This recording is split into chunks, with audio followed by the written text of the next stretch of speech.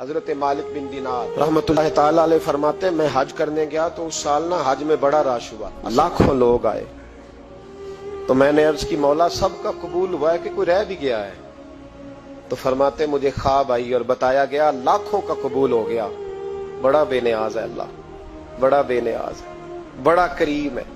چاہے تو گھر بیٹھے بیٹھے کہے ماں باپ کا چہرہ دیکھ میں تجھے حج کا ثواب دیکھ، ماں باپ کا چہرہ کا سب کا قبول ہوا، ایک ہے محمد بن ہارون بلخی، اس کا نہیں قبول ہوا۔ فرماتے میں سویرے اٹھا تو میں ڈھونڈنے لگا کہ بلخ کے لوگ، خراسان کے لوگ کہاں ٹھہرے ہوئے ہیں، وہاں علیحدہ علیحدہ ہوتے ہیں نا، یہ پاکستانیوں کی بلڈنگیں، یہ انڈین ہیں، یہ فلان ملک ہیں۔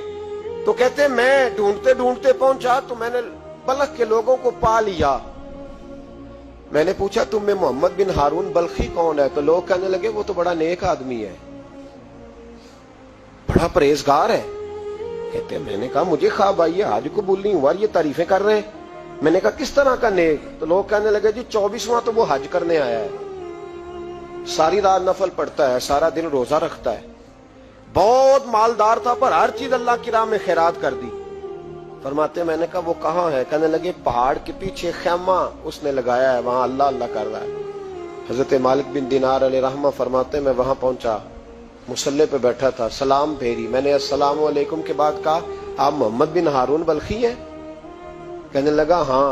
آپ مالک بن دینار ہیں؟ میں نے کہا کہ اس نے تو میرا نام بھی جان لیا بغیر بتائے۔ فرماتے میں نے کہا کہ ہاں میں مالک بن دینار ہوں۔ کہنے لگے کیسے آئے ہو؟ میں نے کہا بس ملنے آیا تھا۔ کہنے لگے نہیں، جس کام آئے ہو وہ بتاؤ۔ میں نے کہا میں ملنے آیا ہوں۔ تو کہتے وہ رو پڑے، کہنے لگے نہیں آپ کو خواب آئی ہوگی کہ میرا حج قبول نہیں ہوا۔ کہتے میرے رونگٹے کھڑے ہو گئے کہ اسے اتنا بھی پتا ہے کہ میرا حج قبول نہیں ہوا۔ میں نے اس کو کہا کہ تجھے کیسے پتا کہ مجھے خواب آئی ہے؟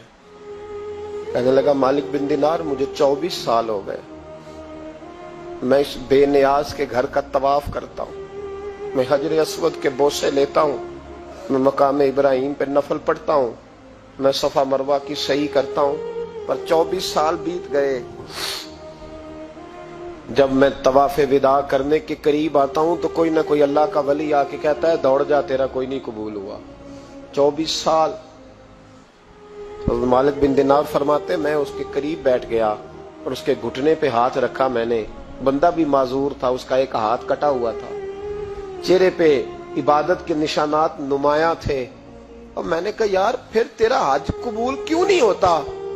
تو کہنے لگا مت پوچھ، تو مجھ سے نفرت کرے گا۔ میں نے کہا نہیں تو بتا۔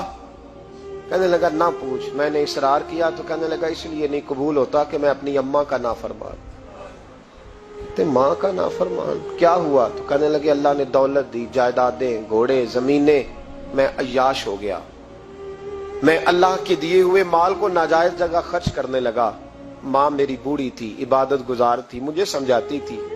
رمضان کا مہینہ، عصر کے بعد اماں تنور میں روٹیاں لگا رہی، میں گھر آیا شراب کے نشے میں، اماں روٹی دو۔ ماں کہنے لگی شرم کر، روزہ رکھا نہیں تو جنہوں نے رکھا ہے ان کا تو خیال کر۔ کہتے ہیں یہ لفظ میں نے سنے تو ماں کو ایک تھپڑ دے مارا، اماں جلتے ہوئے تندور میں گر گئی، لوگوں نے مجھے کمرے میں بند کر دیا۔ کہتے ہیں ساری رات میں شور سنتا رہا پر نشے میں پڑا رہا۔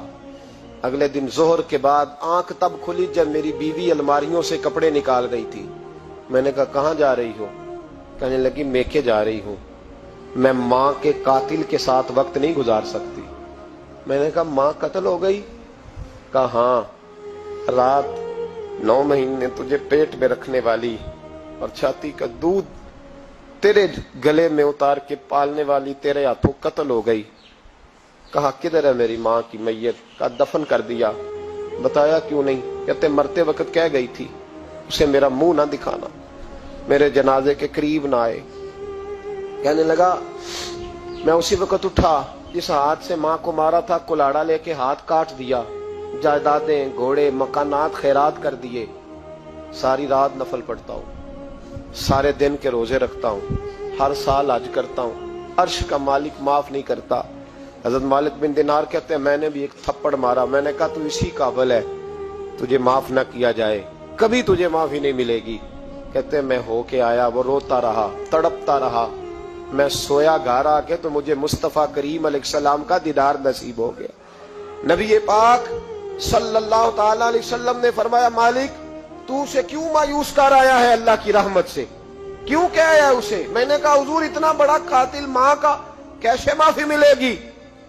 تو محبوب فرمانے لگے اس کی ماں کی وجہ سے ہی اسے معافی ملے گی, ماں کی وجہ سے. حضور کس طرح؟ فرمایا ماں قیامت کے دن اس کے خلاف مقدمہ دائر کرے گی, کہے گی اللہ اسے پوچھ میرا جرم کیا تھا, مجھے کیوں جلا کے مارا؟ رب بات سنے گا اور پھر کہے گا اٹھاؤ اس کے بیٹے کو. ماں او بچے کی ماں بھیجے نا اب تیرے بیٹے کو سزا دے, کہے گی یا اللہ سخت سزا دے. تو رب کریم فرمائے گا اٹھاؤ اسے جہنم میں لے جاؤ. مصطفیٰ کریم فرمانے لگے جب زنجیریں ڈال کے فرشتے دوزخ کی طرف لے جا رہے ہوں گے نا تو پلٹ کے ماں کی طرف دیکھے گا, تھوڑا پھر آگے بڑھیں گے تو پھر دیکھے گا, پھر دوزخ کے قریب جائیں پھر دیکھے گا اور کہے گا اماں جی مجھے جلائیں گے, مجھے تکلیف ہوگی, زندگی میں جب درد ہوتا تھا تیرا نام میری زبان پہ آتا تھا, اماں مارنے لگے ہیں مجھے جلائیں گے. میرے مصطفیٰ کریم فرمانے لگے وہ ماں اسے جلا کے مار دیا, وہ میدان محشر بول پڑے گی, کہے گی اللہ اے اللہ اے اللہ. رب کریم فرمائے گا کہ عرض کرے گی مولا میں نے معاف کیا تو بھی اسے معاف کر دے. اللہ فرمائے گا اس نے تو جلا کے مارا تو کیوں نہیں جلنے دیتی؟ حالانکہ اللہ سب جانتا ہے. کہے گی مولا میں تو ماں ہوں نا, کیسے موقع دوں؟ تو میرے محبوب فرمانے لگے مالک اللہ اسے اس کی ماں کی وجہ سے